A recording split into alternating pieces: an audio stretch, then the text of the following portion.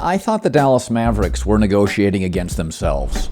I don't think there was a market. 3 years, $126 million.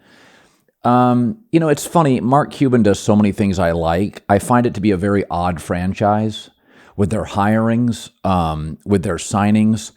I said when they got Luka, they looked for years to find kind of the right remedy for the weaknesses of Dirk, understanding what his strengths were. And they finally found a chippy team, a defensive team, a veteran team, guys that fit around him, a lot of length, because Dirk was never a great defender. And it's like, oh, this works. Not long term. It's not the Spurs, but it works. Luka's a ball-centric, poor defender. I think there's a way to build around him. And that is, now, Aaron Gordon's not on the market. Denver has him. But a player like that, players like that, gritty, tough defenders, guys that don't need the ball, Luka can control things. It's a little bit like a bigger version of James Harden. There was a way to build around James Harden. I always had this theory, is that you find your star, the Warriors have done this, and then you protect his weakness. They look at Steph. Clay can defend in his prime. Wiggins, Draymond, Iggy. Like they knew what he was. The example I've used is Giannis early. Not much of a shooter. Middleton became valuable. They were hoping there was more in the tank for Joe Ingles. Jay Crowder aged very quickly, but he was a 3-and-D guy for a while. So you generally find your star. He's next level at something. Jokic at something. But they all have holes. LeBron was not a great shooter. Either was D. Wade. So what did Riley do?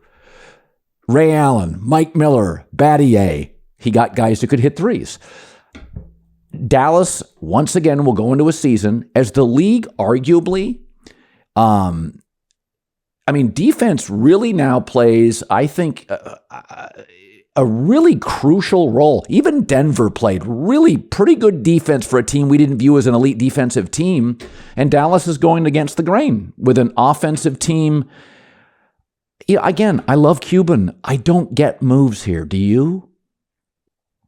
I get the desire to bring Kyrie Irving back. And I think Dallas is probably patting itself on the back by saying, we got Kyrie Irving on a 3-year deal. Kyrie Irving wanted a 4-year deal or a 5-year deal. We got him on a 3-year deal. They didn't have any options here. Bringing Kyrie Irving back was both the only way to keep them competitive in an increasingly competitive Western Conference and to at least temporarily stave off, the Luka Doncic, what are we doing here conversation? Because without Kyrie Irving, that conversation would have happened probably sooner rather than later. It may still happen. To your point, this doesn't solve a lot of problems that the Mavericks have, especially defensively, but at least it kind of pushes that conversation down the line. You use the phrase, bidding against themselves. And that's exactly what Dallas was doing here. This contract tells me that the tactical PR campaign that Kyrie Irving and his agents have waged over the last couple of months worked. The first sort of salvo was Kyrie leaking it out there that he was going to have a conversation with LeBron James about playing in Dallas, which was ridiculous on the surface. For starters, LeBron wasn't a free agent and isn't a free agent. And he's never expressed any desire to play anywhere outside of Los Angeles. But that was Kyrie's messaging to the Mavericks that, hey, you've historically been a team that has struggled to recruit free agents.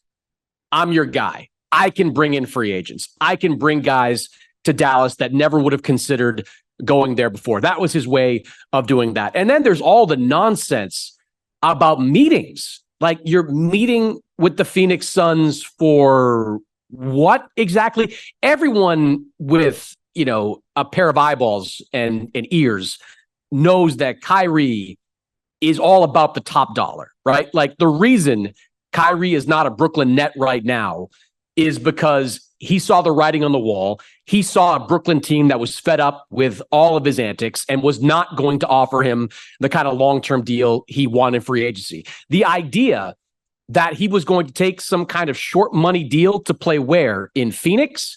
In Miami? He's going to take the mid-level exception from the Lakers? I mean, these were ludicrous suggestions, but the reality is getting a 3-year $126 million contract, which is all guaranteed. Player option in that third year. If he wants it, he can pick it up. I don't know. That to me, Colin, says that Kyrie's game, whatever it was, it worked. I will say, I think most moves in free agency are incremental, but I thought the Lakers had a series of good incremental moves. I thought Gabe Vincent, if you can shoot and you play with LeBron, you'll get looks. They retained the two guys I would absolutely retain, Rui and Reeves. They got D'Angelo Russell for 2 years only, meaning you can move that in a year, and he does provide perimeter shooting. They moved off guys that, I mean, let's not kid ourselves. Lonnie Walker had a good game, or maybe a half. Jackson Hayes, I also thought was a nice acquisition. I think with Anthony Davis, because he's a great defensive player. They become very reliant on him as a defensive player. And Jackson Hayes, they needed another big athletic body, and that's what he is. He's had some trouble off the floor, but he's a big, talented, athletic body.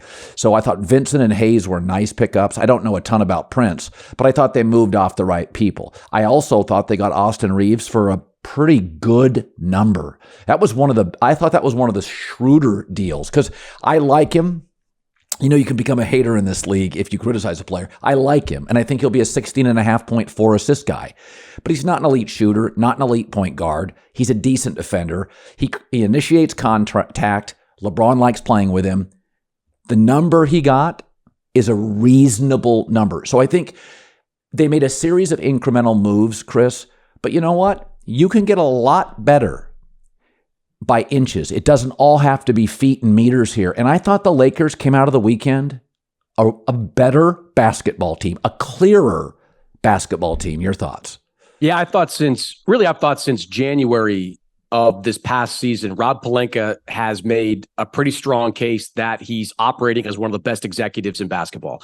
From the Rui Hachimura deal to where we are now, the Lakers have been built correctly. You know, whatever they were doing before, the accumulation of stars, going big, getting Russell Westbrook, none of that seemed to make any sense. But from the Hachimura deal to the D'Angelo Russell deal to everything we saw in free agency, the Lakers have had success after success. And look, all the guys they brought in, you know, Taurean Prince, 38% three-point shooter, versatile 3-and-D guy. He'll work in that system. I think he'll be a better version and a more playable version of Lonnie Walker in that system. Gabe Vincent, starter on an NBA Finals team, reliable guy, good contract. Getting Austin Reeves back, as you said, on that team-friendly contract. It did surprise me, Colin, to see that there wasn't a team out there just looking to screw the Lakers over. Like the Lakers, they were telegraphing to anyone that would listen that they were going to match that, you know, mythical 4-year, $100 million contract. In a way, it surprised me that San Antonio, with all that cap room, that they didn't say, you know what, we're going to give Austin Reeves 4 years, $100 million, just to kind of screw with the Lakers a little bit. But nobody did, and the Lakers get him back on a tremendous deal. The D'Angelo Russell deal. I mean, how many months ago were we talking about, oh God, will the Lakers give D'Angelo Russell a close to max level deal? They get him for 2 years on a song. It's incredible. So yeah, I thought the Lakers had an enormously successful first few days of the offseason. And on top of that, the guys we just talked about, they're all tradable, right? They all have digestible contracts for teams that, you know, could be looking to offload a superstar down the line. So if the Lakers in the next year, 18 months, decide to go that direction where they want to add another piece to that puzzle, they can do it. They can do it. Yeah. They've preserved some of their future draft capital, and they've got these digestible contracts that can be moved that could bring another star to the mix. So I was a huge fan of what the Lakers did in the first couple of days. I think, and I've said this with Austin Reeves, I like him, but I do think what concerns people about him, so giving him like a max money deal, I don't see a lot of max qualities. He's not a max ball handler, max shooter, max twitchy, max size. He's an older young player because he played in college forever. He's like a 70s throwback. So I think you see this sometimes in the NFL where Mac Jones comes in, quarterback of the Patriots out of Alabama, and he's pretty darn close to his ceiling, has a very redeemable rookie year, and that's kind of what he is. I do think after 2 years and 10 points a game, I think Austin Reeves has another jump. But I don't think it's 22 points a game. I think it's 16 and a half. And I think, to Austin Reeves' credit, he likes playing with LeBron. LeBron gets him the ball. Austin knows he's a good ball handler. He's not a pure point. LeBron can take that out of his hands. I think Austin, and I wish more players realize this is a good fit for him. It's a really nice fit. And let's be honest, for a kid that's undrafted, it's like being an undrafted tight end and you end up with the Dallas Cowboys and Dak's throwing you footballs. Like, it's a damn good situation for him. And there's not a ton of pressure. Like, he's on some nights, he's the second best player, but he's mostly the third best player on a good team. So I thought the league spoke that we like him. He's maybe a tad closer to his ceiling than people think. Now, the Dame situation's interesting, and this sport's cyclical. You and I grew up back to the basket centers. Then it became Jordan, Kobe, wings took over the league. Small ball had its run, and I still think it can be effective if you have multiple three-point shooters. Sometimes teams are fooled into thinking they do. The Warriors did. Houston for a while did. The league now tends to be more European, highly skilled bigs. Wing defenders, very important. Dame is not as tradable as everybody thinks. Everybody's consumed what do the Blazers get back. Well, here's what you get with Dame. A tiny guard, 2 years of injuries, highly expensive late in the contract, and a huge defensive liability. I like him with Miami and Milwaukee because, Chris, they can surround him with excellent defenders. He doesn't work in a lot of places. Like, people love Utah. Can they surround him with enough defenders? And the end of that contract, Chris, it's punitive. Like, if he's banged up 2-3 years into this, that is a lead weight in year 3. I think it's a harder contract. I think he's a harder player to move than people think. Your thoughts? I think that the market won't be wide, but the market that will be there for him will be clawing over itself to get him. And that includes Miami, Philadelphia, the New York Knicks. I think at least those Brooklyn, at least those 4 teams will be just throwing, stuffing their offers with sweeteners to get the attention of the Portland Trail Blazers. I do want to, before I kind of give, my take on who should go after him and where he should go, I have been disappointed in how the Blazers have handled all this. Like, every public statement that Joe Cronin makes, it just makes him seem like he's mystified that Damian Lillard wouldn't want to be in Portland. And he's mystified why anyone would believe that the Blazers can't assemble a contender. What the Blazers did in the first few days of free agency was give Jeremy Grant one of the worst contracts that were handed out during free agency. A 29-year-old good player just gets in excess of $30 million per year. That is going to be, and they do that knowing full well that wasn't going to satisfy Damian Lillard. That Blazers team last year was largely healthy. Like, I think Grant played 60 plus games. Lillard was in that mix. You subtract the games that they punted towards the end of the season. For the crux of that season, that was a healthy Blazers team. And somehow the idea pops in the head of Joe Cronin that giving Jeremy Grant 5 years and $160 million is going to placate Damian Lillard and make him think that this team has what it takes to succeed. I just didn't understand that. And now it just strikes me, Colin, that the Blazers are kind of going out of their way to pick a fight with Lillard, whether it's to say, we were committed to building around Dame, but hey, he wants to go somewhere else. We'll do our best to make sure that happens. And then look, Lillard kind of started this by putting it out there that he wanted to be in Miami, but then the Blazers countering by, effectively saying, we're going to look around the league and do what's best for us, which they should. I just don't like, it feels like an unnecessary fight to pick. You're both sides are adults. They could have gotten in a room and said, look, you're not going to win anything with me. You're building around Scoot Henderson, who could be the next me. You've got Shaden Sharp. Let's just use my value to keep pushing you in that direction, and I'll find a contender. It just feels like it's become adversarial when it didn't have to be. Now, the team that needs to go all in for Lillard is the Philadelphia 76ers, because the Philadelphia 76ers are in that Damian Lillard success window, that success bubble. They've got 3 years now of probably peak Joel Embiid, who's, I believe, going to turn 30 during this season. They've got to find a way to maximize it. They've got an asset in James Harden that the Clippers badly want. They've got draft capital in the form of those future Suns pick, which I can tell you are as appetizing as any future draft picks to teams across the NBA. I mean, there is a widespread belief that 3 years from now, the Suns could be cratering. Like, they could be just in a rough spot, and those draft picks and pick swaps have enormous value.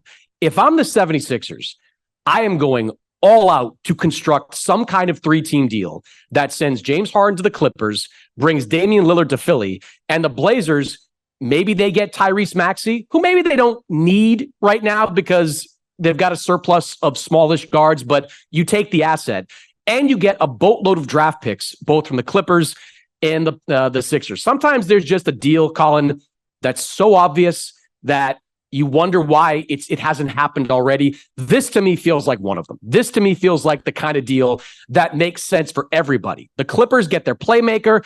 The Sixers get Lillard and Embiid paired together. Those are two winners, two win-at-all-cost types of guys. And the Blazers get their package of young players and draft picks they can build around for years to come. That to me is a deal that all three sides need to be talking about right now. I want to talk Phoenix Suns for a second, because I think a lot of it, Bradley Beal's got many good years left. So does Ayton, and so does Booker. A lot of it just hinges, and they cobbled together a bench. They went and got Eric Gordon, so they cobbled together a little bit of a bench. He's a nice little player. He's an older player, but a nice player. It really comes down to KD's health. If you can get 60 games from him, so I am very much in on Phoenix. Because 3 of their players don't have a long injury history. I like the coach. I think Vogel will get the most. And I also think bench play in the playoffs can be a tad overrated. Boston didn't have if you look at it, Denver didn't have a great bench this year.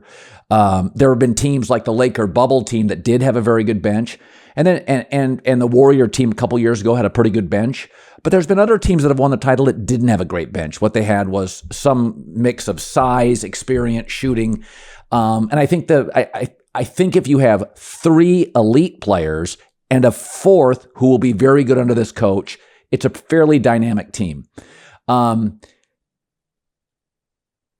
It's interesting. There's some duplication on the Suns, but the only thing that can screw it up is a KD injury, and they'll still be a good team with that, but they won't be a championship team. But there was a comment about 2 weeks ago from KD that was just so strange to me. And he talked about what inspirational players Kyrie and James Harden were. And I thought, wow. Now, was that just for social media? I like KD a lot, but he veers into odd sometimes. And I'm like, everybody I know in the league says players like to hang around him. Like, he's a good hang.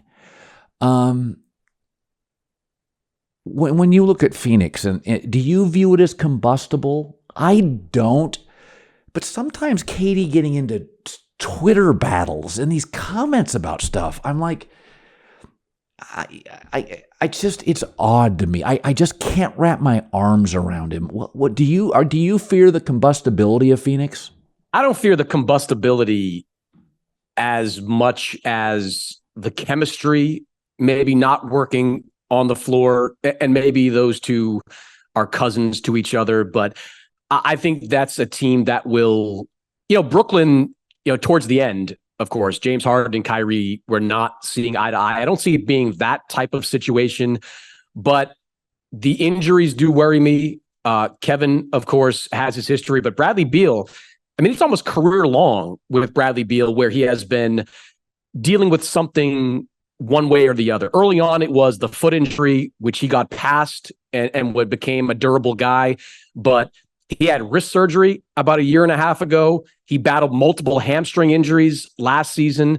He's someone I'm worried about getting to that kind of 60, 65 game threshold, for this team. Booker's fine. The other unknown to me is how well can Frank Vogel get through to DeAndre Ayton? Can Frank Vogel get Ayton back to being the guy who accepted being a 10 to 14 shot per game player, who anchored a top 10 defense during their time at the elite level when they went to the finals, when they won 64 games? Can Frank Vogel get him back? I think he's uniquely equipped because he's a coach that can say, look, my teams, especially defensively, have been built around great bigs. You go back to Indiana, Roy Hibbert. What was Roy Hibbert before Frank Vogel took over? Roy Hibbert's career took off in the aftermath of Frank Vogel becoming the head coach there. In Los Angeles, AD, Dwight Howard, the bigs they played with out there. Frank Vogel can say, just trust me. I will find a way to get you your shots. I will find a way to make you part of the offense. And there's reason to believe that he can be that guy. So that, I think, is going to be a big key. Can Frank Vogel get through to DeAndre Ayton and make him happy and make him productive for that team this season? Well, the other thing is, and I think you pointed to it, is when you have three players with some duplication, Booker, KD, and Beal, one of those will take the night off, I bet you 25 to 30 nights a year. I mean, this is a playoff team. I could see Frank Vogel going out and saying, I want 68 from Booker, 58 to 62 from Beal and KD. And that's a way of A, resting, but B, making sure Ayton is rarely the fourth offensive option on the floor, at least third. So that is a little bit of a way, because, I mean, we all know that this league's about May. It's about May and June, especially when you get to be like Beal, KD, even Ayton now, Booker. So I want to pivot to this. I got into a discussion with a friend who works in Portland, small market. And I said, the upside to a big market franchise, it's often more attractive to the players, right? Like the Stars want to go to the big market, not OKC. And secondarily, big markets are more willing to move off players and take a big swing because it's not the only game in town. Everybody's seeking championships in Boston. They don't care you get to the playoffs. And in Portland for years, they were terrified to move off, CJ McCollum and Dame because they were pretty good.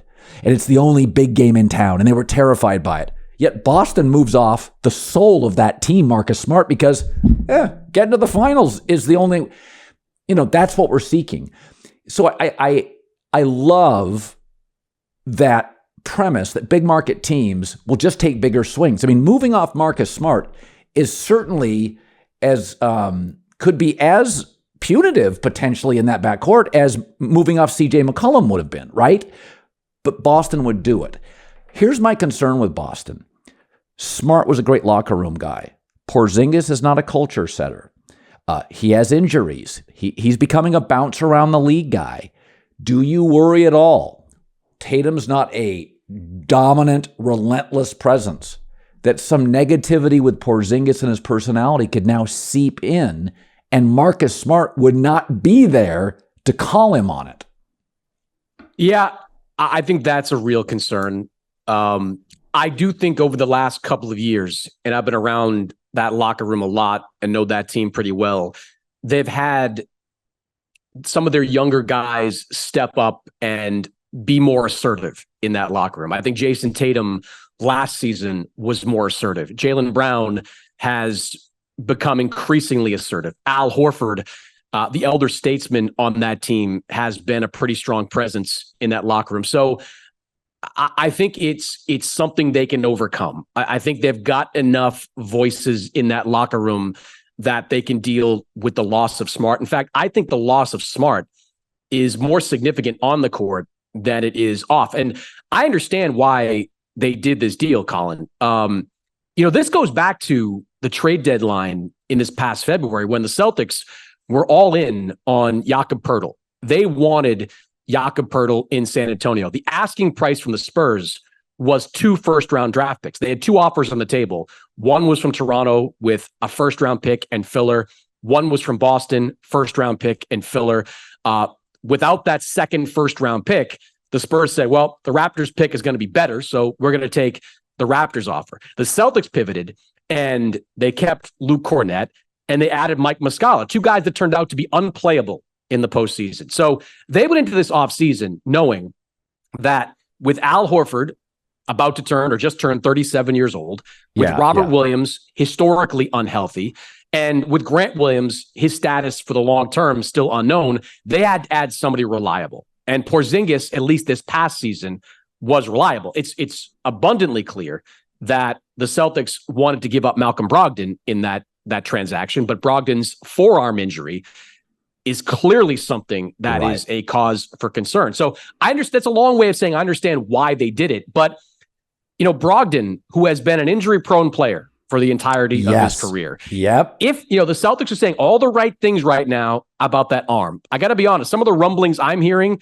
is that arm may not be the kind of thing that you give it a few weeks off and it's going to be fine for next season. I would have serious concern about Malcolm Brogdon going into next season. And if Brogdon is not able to give you the kind of durability he had during the regular season last year, what are you looking at? Right now, their rotation is Derek White, it's Peyton Pritchard, and it's Sam Hauser. 2 of those 3 guys were not part of the postseason rotation. So not only are you still thinnish up front, because as we talk, I don't know what's going to happen with Grant Williams. If he's back, if he's signed and traded, I don't know what's going to happen with that situation.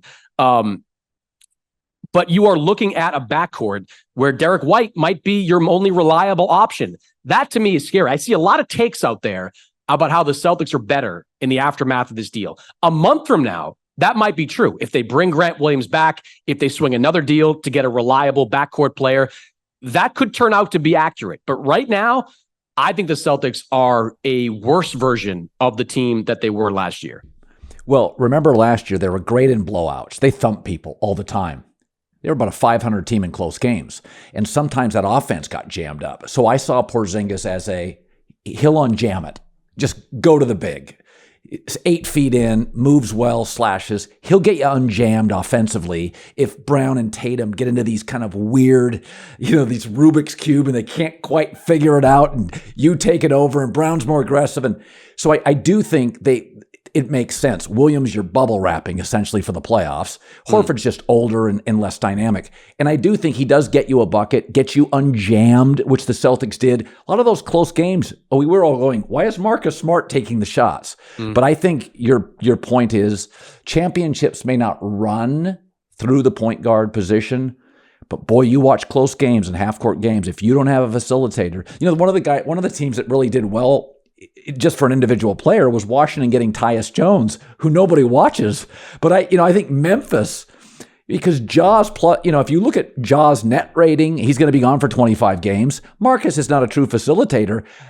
Nobody has talked about Tyus Jones. And I'm like, did Washington snare for a song one of the better players that moved? I think, Colin, on that, Memphis needed to do 2 things this offseason. One was to find a plug-and-play point guard for the time that Ja Morant is out. And the other was to replace Dillon Brooks. Like, they needed a wing defender. And Marcus Smart can do both those things. Remember last trade deadline, they were offering 3 or 4 first-round picks to Brooklyn to get Mikal Bridges out of there, to Toronto to try to extract OG Anunoby. Like, they were after that wing defender last year, in part because they knew this was coming with Dillon Brooks potentially parting ways with them. Marcus gives them a little bit of both. He's not the pure playmaker that Tyus Jones is, but he is light years better defensively and gives them a guy that can guard 3, sometimes 4 positions out there at a pretty high level. All right, Chris Mannix, great stuff. Back and forth. Keep our eyes on Dame. As always, buddy, I know this weekend you've been busy with some personal stuff. All good. Very happy for you. Love that we're re-signing you at the Volume. You've been tremendous for us. And have a great next few holiday days off. Love being back, Colin, and always appreciate catching up with you and looking forward to what's next.